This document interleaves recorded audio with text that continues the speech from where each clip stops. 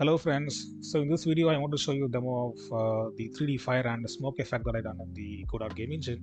So as you can see, the smoke is basically a particle system, and this fire is a 3D cylinder object, so where I use some shader material to turn it into a fire.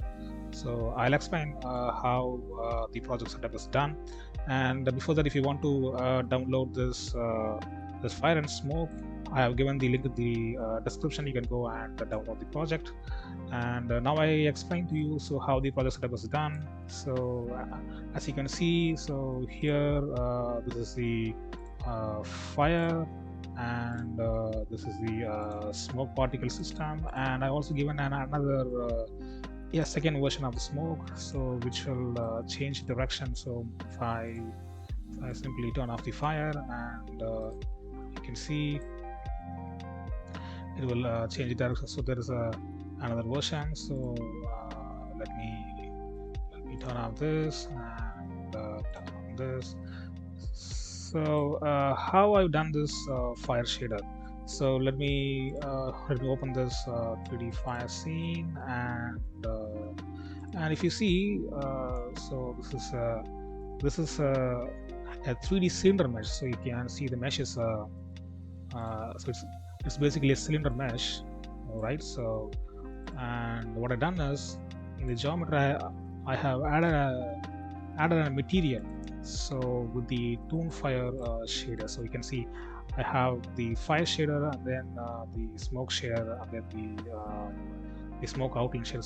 So you can all find this under the shader folder. So if you see, and so if I remove this material, so you can see this is basically a cylinder, and this material is what turning the cylinder into a fire. So if I open the material, and so we have the toon fire shader, and it's having these properties: flame shape and flame appearance.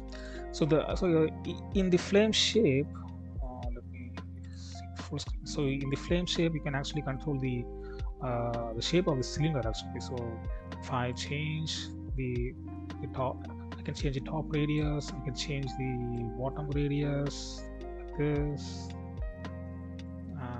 and I can change the center radius like this.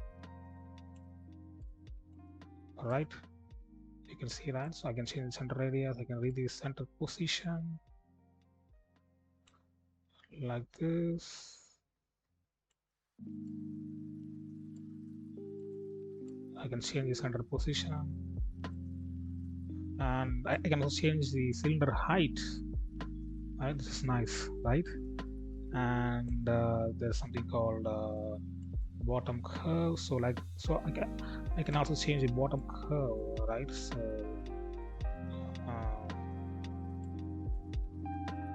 I can also change the bottom curve, and so there is also something called vibration amplitude. So let me reset everything. There's also something called vibrate amplitude, right? So if I increase it, the fire starts to vibrate. So there's some little vibration, and you can also have the vibrate frequency. So it can be like as low as, let me put 10. So it will be like the flame will be vibrating, and it will be like natural fire. So let me undo it. Okay, and there is also something called flame appearance, where you can change the speed and scale. So so if I increase the speed, the flame will be animating so faster. So if I decrease it, the speed to 45, the flame will be animating a little slower, and I can also change the scale. So let me, if I maybe if I increase, I can also increase the scale and decrease the scale. So by this way, you can also change the appearance of the flame, right? The fire. So let me undo, go back to the original value, right? And so let me see how the smoke particle is done. So let's go to the its scene. This is the smoke particle, and so if I select it, so hope you know this is actually the particle system, and you can control its how it moves, how it starts, and how it ends, the size, everything using these particle parameters. So given over here, and the appearance. So how the appearance is made is done by attaching the material. So not over here in the draw process. So in a particle system, we usually give the shape of the mesh, right? So here we are giving a sphere mesh, and for the sphere mesh we are adding a material, right? So that material is what making it appear like a smoke. So in the material, basically there are two shaders. So one is the toon smoke shader that is actually making the shape, and in the next pass we are having another shader called toon smoke outline, so that the black outline what you're seeing. So for that we have to pass a second pass this toon smoke outline, right? So we'll see the toon smoke outline parameters next. So let us see the toon smoke shader parameters. So here we have the three parameters: the colors, shape, and two parameters. So colors and shape. So and I want to show you one thing. So as I said, so this is basically a sphere mesh, right?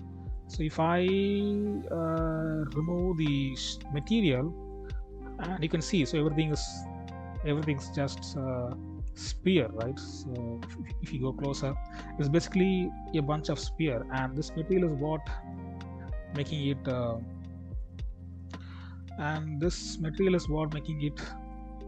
so let me undo it. So yeah, this material is what making it appear like smoke. And so let's see the properties. So here, if you see, and you can change the shadow color, maybe red, and in the shape you can also change the how much displacement you can have, like this. So when I reduce it, you can see the smoke thickness has become smaller, because in the next pass also there's something parameter called shape. You should have the same value, right? So you can reduce it to have the same value. So let me add the original values. Yeah, and noise density is what. So let me. Yeah, this is going to change. So overall, the shape parameter is going to change the appearance of the smoke. And if I go to the next pass, the outline shaders, apart from the shape, there's also outline color and outline. So you can change the outline color to red, and you can change the outline width like this. So increases thickness and like that. Okay, so let me undo it.